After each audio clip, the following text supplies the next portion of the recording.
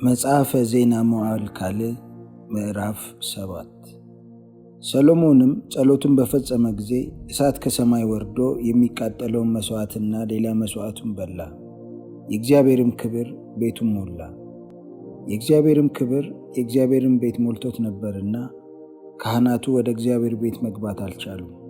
የእስራኤልም ልጆች ሁሉ እሳቱ ሲወርድ የእግዚአብሔርም ክብር በቤቱ ላይ ሲሆን ያዩ ነበር። በወለሉም ላይ በግንባራቸው ወደ ምድር ተደፍተው ሰገዱ። እርሱ መልካም ነውና ምሕረቱም ለዘላለም ነውና ብለውም እግዚአብሔርን አመሰገኑ። ንጉሡም ሕዝቡም ሁሉ በእግዚአብሔር ፊት መሥዋዕት ያቀርቡ ነበር። ንጉሡም ሰሎሞን 22,000 በሬዎችና 120,000 በጎች ሰዋ። እንዲሁ ንጉሡና ሕዝቡ ሁሉ የእግዚአብሔርን ቤት ቀደሱ። ካህናቱም በየሥርዓታቸው፣ ሌዋውያኑም ደግሞ ምሕረቱ ለዘላለም ነውና እግዚአብሔርን አመስግኑ የሚለውን የዳዊትን መዝሙር እየዘመሩ ንጉሡ ዳዊት እግዚአብሔርን ለማመስገን የሠራውን የእግዚአብሔርን የዜማ ዕቃ ይዘው ቆመው ነበር። ካህናቱም በፊታቸው መለከት ይነፉ ነበር። እስራኤልም ሁሉ ቆመው ነበር። ሰሎሞን በእግዚአብሔር ቤት ፊት የነበረውን የአደባባዩን ውስጥ ቀደሰ።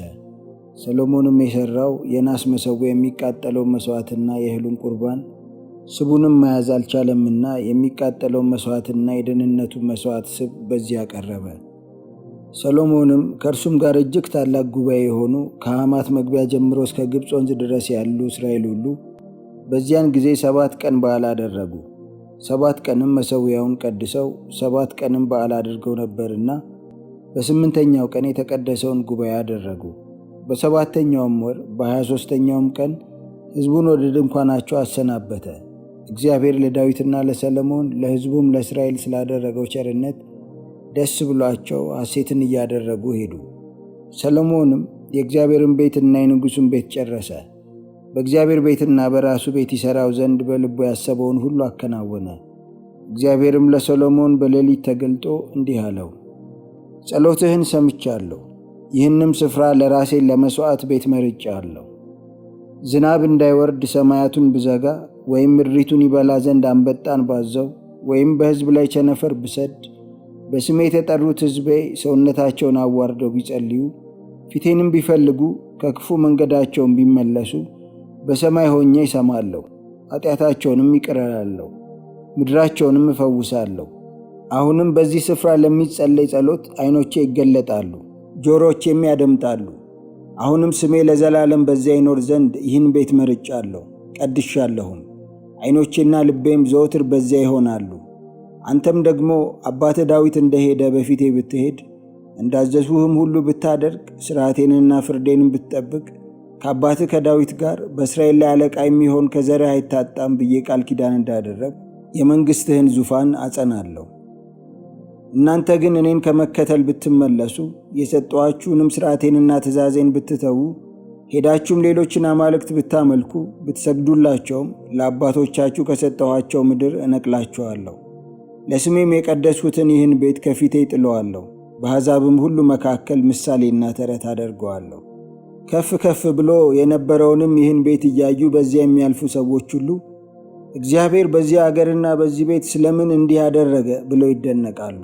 መልሰውም ከግብፅ ምድር ያወጣቸውን የአባቶቻቸውን አምላክ እግዚአብሔርን ትተው ሌሎችን አማልክት ስለተከተሉ ስለሰገዱላቸውም ስላመለኳቸውም ስለዚህን ክፉ ነገር ሁሉ አመጣባቸው ይላሉ። መጽሐፈ ዜና መዋዕል ካልዕ ምዕራፍ 8። እንዲህም ሆነ ሰሎሞን የእግዚአብሔርን ቤትና የራሱን ቤት የሠራበት 20 ዓመት በተፈጸመ ጊዜ ኪራም ለሰሎሞን የሰጠውን ከተሞች ሰሎሞን ሠራቸው፣ የእስራኤልንም ልጆች አኖረባቸው። ሰሎሞንም ወደ ሐማት ሱባ ሄደ፣ አሸነፋትም። በምድረ በዳም ያለውን ተድሞርን በሐማትም የሠራቸውን የዕቃ ቤቱን ከተሞች ሁሉ ሠራ። ደግሞም ቅጥርና መዝጊያ መወርወሪያም የነበራቸውን የተመሸጉትን ከተሞች ላይኛውን ቤት ሆሮን ታችኛውንም ቤት ሆሮን ሠራ። በዓላትንም ለሰሎሞንም የነበሩትን የዕቃ ቤት ከተሞች ሁሉ የሰረገላውንም ከተሞች ሁሉ የፈረሰኞችንም ከተሞች በኢየሩሳሌምም በሊባኖስም በመንግሥቱ ምድር ሁሉ ሰሎሞን ይሠራ ዘንድ የወደደውን ሁሉ ሠራ። ከኬጢያውያንም ከአሞራውያንም ከፌርዛውያንም ከኤዊያውያንም ከኢያቡሳውያንም የቀሩትን ከእስራኤል ወገን ያልሆኑትን ሕዝብ ሁሉ የእስራኤልም ልጆች ያላጠፏቸውን በኋላቸው በምድር ላይ የቀሩትን ልጆቻቸውን ሰሎሞን እስከ ዛሬ ድረስ ገባሮች አድርጎ መለመላቸው። ሰሎሞንም ለሥራው ከእስራኤል ልጆች ማንንም ባሪያ አላደረገም። እነርሱ ግን ሰልፈኞች፣ የሹማምንቶችም አለቆች፣ የሰረገሎችና የፈረሰኞች ባልደራሶች ነበሩ። እነዚህም በሕዝቡ ላይ ሰልጥነው የነበሩ የንጉሡ የሰሎሞን አይነተኞች አለቆች 250 ነበሩ። ሰሎሞንም የእግዚአብሔር ታቦት የገባበት ስፍራ ቅዱስ ነውና ሚስቴ በእስራኤል ንጉሥ በዳዊት ቤት አትቀመጥም ሲል የፈርዖንን ልጅ ከዳዊት ከተማ ወደ ሠራላት ቤት አወጣት። በዚያን ጊዜም ሰሎሞን በወለሉ ፊት በሠራው በእግዚአብሔር መሠዊያ ላይ ለእግዚአብሔር የሚቃጠለውን መሥዋዕት አቀረበ። ሙሴም እንዳዘዘ እንደ ሥርዓታቸው በየቀኑ ሁሉ በየሰንበታቱም በየመባቻዎቹም በየተወሰኑትም በዓላት በየዓመቱ 3 ጊዜ በየቂጣው በዓልና በየሰባቱ ሱባኤ በዓል በየዳሱም በዓል ቁርባን ያቀርቡ ነበር። የእግዚአብሔርም ሰው ዳዊት እንዲህ አዘው ነበርና ካህናቱን እንደ አባቱ እንደ ዳዊት ሥርዓት በየአገልግሎታቸው ሰሞን ከፈላቸው። ሌዋውያንም እንደ ሥርዓታቸው ያመሰግኑ ዘንድ በካህናቱም ፊት ያገለግሉ ዘንድ በየሰሞናቸው ከፈላቸው። በረኞቹንም ደግሞ በየበሩ ሁሉ በየሰሞናቸው ከፈላቸው። እነርሱም ንጉሡ ስለ ነገሩ ሁሉና ስለ መዝገቡ ካህናቱንና ሌዋውያኑን ያዘዘውን ነገር ሁሉ አልተላለፉም። የእግዚአብሔርን ቤት መሠረት ከተጣለ ጀምሮ እስከተጨረሰ ድረስ የሰሎሞን ሥራ ሁሉ የተዘጋጀ ነበረ። የእግዚአብሔርን ቤት ተፈጸመ። ሰሎሞንም የዚያን ጊዜ በኤዶምያስ ምድር በባሕር ዳር ወዳሉ ወደ ኤጽዮን ጋብርና ወደ ኤሉት ሄደ። ኪራምም መርከቦችንና የባሕርን ነገር የሚያውቁትን መርከበኞች በባሪያዎቹ እጅ ሰደደለት። እነርሱም ከሰሎሞን ባሪያዎች ጋር ወደ ኦፊር መጡ። ከዚያም 450 መክሊት ወርቅ ወስደው ወደ ንጉሡ ወደ ሰሎሞን አመጡ። መጽሐፈ ዜና መዋዕል ካልዕ ምዕራፍ 9። የሳባም ንግሥት የሰሎሞንን ዝና በሰማች ጊዜ በግመሎች ላይ ሽቱና ብዙ ወርቅ የከበረም ዕንቍ አስጭና ከታላቅ ጓዝ ጋር ሰሎሞንን በኢየሩሳሌም በእንቆቅልሽ ትፈትነው ዘንድ መጣች። ወደ ሰሎሞንም በገባች ጊዜ በልቧ ያለውን ሁሉ አጫወተችው። ሰሎሞንም የጠየቀችውን ሁሉ ፈታላት። ሰሎሞንም ያልፈታው ስውር ነገር አልነበረም። የሳባም ንግሥት የሰሎሞንን ጥበብ፣ ሰርቶትም የነበረውን ቤት፣ የማዕዱንም መብል፣ የብላቴኖቹንም አቀማመጥ፣ የሎሌዎቹንም አሰራር፣ አለባበሳቸውንም፣ ጠጅ አሳላፊዎቹንም አለባበሳቸውንም፣ በእግዚአብሔርም ቤት የሚያሳርገውን መሥዋዕት ባየች ጊዜ መንፈስ አልቀረላትም። ንጉሡንም አለችው፣ ስለ ነገርህና ስለ ጥበብህ በአገሬ ሳለሁ የሰማሁት ዝና እውነት ነው። እኔ ግን መጥቼ በዓይኔ እስካየው ድረስ የነገሩኝን አላመንሁም። እነሆ የጥበብህን ታላቅነት እኩሌታ አልነገሩኝም። ከሰማሁት ዝና ትበልጣለህ። በፊትህ ሁልጊዜ የሚቆሙ ጥበብህንም የሚሰሙ ሰዎችህና እነዚህ ባሪያዎች ምስጉኖች ናቸው። በአምላክህ በእግዚአብሔር ፊት ንጉሥ እንድትሆን በዙፋኑ ላይ ያስቀምጥ ዘንድ የወደደህ አምላክህ እግዚአብሔር ብሩክ ይሁን።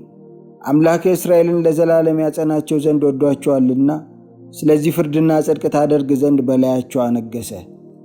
ለንጉሡም 120 መክሊት ወርቅ እጅግም ብዙ ሽቱ የከበረም ዕንቍ ሰጠችው።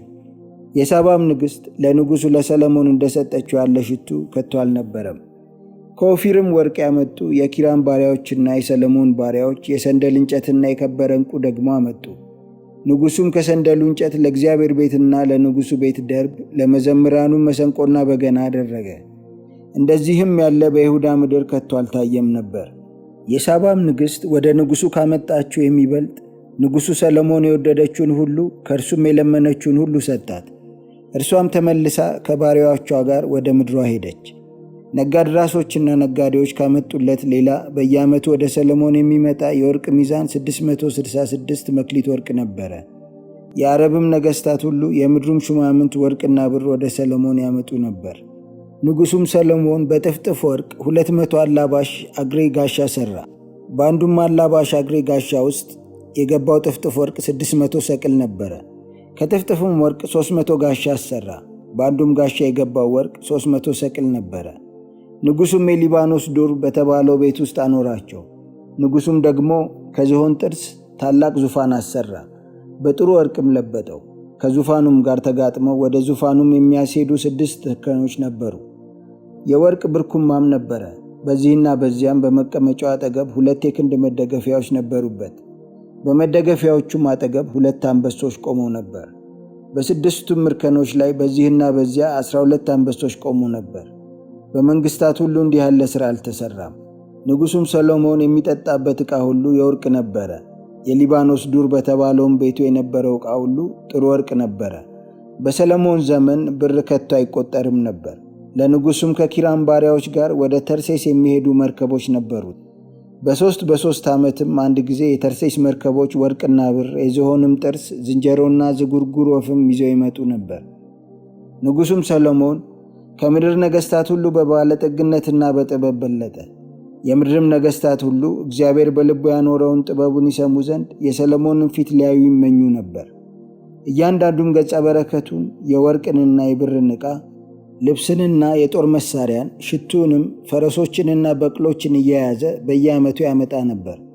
ሰሎሞንም ለፈረሶችና ለሰረገሎች 4,000 ጋጥ 12,000 ፈረሰኞች ነበሩት። በሰረገሎችም ከተሞች ከንጉሡም ጋር በኢየሩሳሌም አኖራቸው። ከኤፍራጥስም ወንዝ ጀምሮ እስከ ፍልስጤም ምድርና እስከ ግብፅ ዳርቻ ድረስ ባሉ ነገሥታት ሁሉ ላይ ነገሠ። ንጉሡም ብሩን በኢየሩሳሌም እንደ ድንጋይ እንዲበዛ አደረገው። የዝግባውንም እንጨት ብዛት በቆላ እንደሚበቅል ሾላ አደረገው። ለሰሎሞንም ፈረሶች ከግብፅና ከየአገሩ ሁሉ ያመጡለት ነበር። የቀረውም ፊተኛውና ኋለኛው የሰሎሞን ነገር በነቢዩ በናታን ታሪክ፣ በሴሎናዊውም በአህያ ትንቢት፣ ስለ ናባጥም ልጅ ስለ ኢዮርብዓም ባየው በባለ ራእዩ በአዶ ራእይ የተጻፈ አይደለምን? ሰሎሞንም በኢየሩሳሌም በእስራኤል ሁሉ ላይ 40 ዓመት ነገሠ።